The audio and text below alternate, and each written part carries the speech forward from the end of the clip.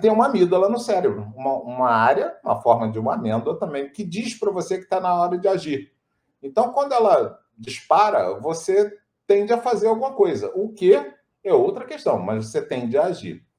Da mesma forma, a gente tem uma região no cérebro, que é a região ventromedial, que é bem aqui na frente, que diz para a gente que a gente está adequado ou não. E quando eu me sinto adequado, dependendo da relação que eu estou vivendo, isso também gera, né, emoções. Por exemplo, se eu estou numa relação a dois e me sinto adequado, eu me sinto amado. Se eu estou numa relação a mais, com várias pessoas e me sinto adequado, eu me sinto pertencente àquele grupo. Se eu estou numa relação com uma cidade, por exemplo, me sinto adequado, eu me sinto, né, como sendo alguém, um habitante dali. A gente passa, né, a ter aquilo como, né, sendo parte do nosso coração. Então, o que vai ocorrer com isso? Só esses dois grandes circuitos já dão as 4 emoções básicas que o Aristóteles falava, ou os 4 temperamentos, porque naquela época o pessoal achava que era uma mistura de humores, de líquidos dentro da gente, que faziam com que cada um tivesse o temperamento. Então, se eu sinto que as coisas estão bem e eu me sinto na hora de agir, eu estou me sentindo alegre. Literalmente essa é a sensação. As coisas estão boas, né? Eu estou adequado e eu estou me sentindo que tem que agir. Então eu falo alto, eu gesticulo muito, eu brinco, etc., porque eu estou alegre. Se eu estou me sentindo na hora de agir e se eu sinto que estou inadequado, a emoção que vem é a raiva. Né? Elas estão até ali em cima. Vocês viram, tem os bonequinhos lá em cima. A emoção que vem é a raiva, porque é a emoção que é para fora e eu estou me sentindo numa situação que está ruim, que não está boa. Da mesma forma, né, quando eu estou sem a amígdala ativada, quando ela está desativada, se eu estou me sentindo bem, é uma situação até que a gente usava antigamente muito o nome, hoje em dia usa pouco. É aquela situação que a pessoa é flegmática.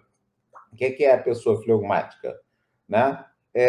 Aquela pessoa que é tranquila, ao mesmo tempo ela está se sentindo bem. Então, ela não acha que tem que fazer nada e não está, e está tudo certo. Tá? Aquela pessoa que acha que está tudo no lugar certo, que não precisa fazer.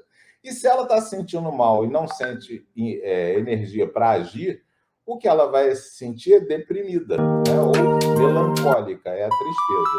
Então, vocês veem que essas 4 grandes emoções são resultados de circuitos cerebrais. Aí vocês vão, obviamente, já dizer, porque a gente está numa palestra espírita, assim, mas o espírito também tem emoção. Não, o espírito não tem emoção. Ele tem a etapa seguinte disso, que é o sentimento. O que é o sentimento?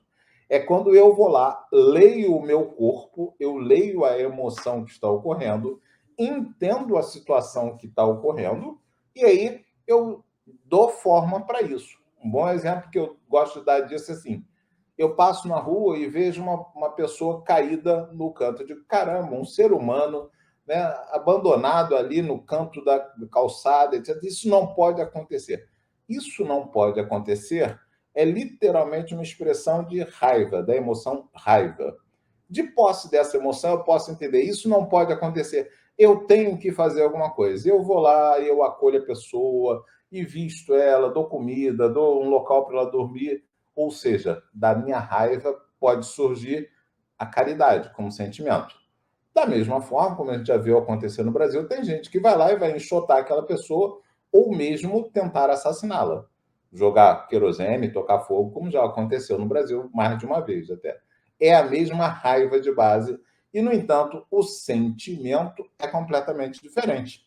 O sentimento vai dar na caridade para um lado ou, né, na ira para o outro lado.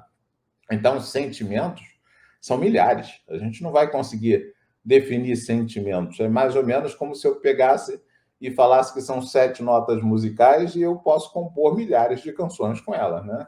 A gente vai compor cada vez mais. Então, essas emoções, raiva, tristeza, alegria, medo, tudo isso vai provocar respostas fisiológicas. E essas respostas fisiológicas, elas tendem a ser rápidas. O exemplo que eu dei do cachorro é ótimo.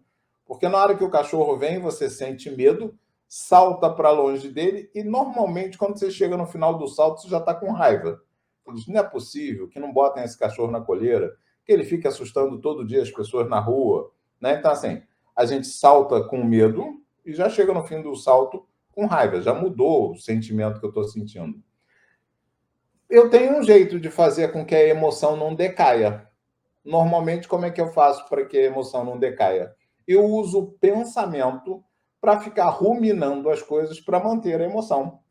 Então, um bom exemplo disso é a questão da raiva. Por exemplo, quando a gente está aborrecido com alguma coisa, o que a gente faz muito? A gente resmunga. Fica, não é possível, não pode ser assim. O que a pessoa acha que está fazendo? Não sei o que. Eu estou fazendo, usando o meu pensamento e muitas vezes o meu discurso, porque várias vezes a gente vai falar com outras pessoas disso, para manter ativa a emoção. Aquela emoção que foi feita para reagir ao momento presente e decair, eu mantenho ela ativa através da ruminação do sentimento.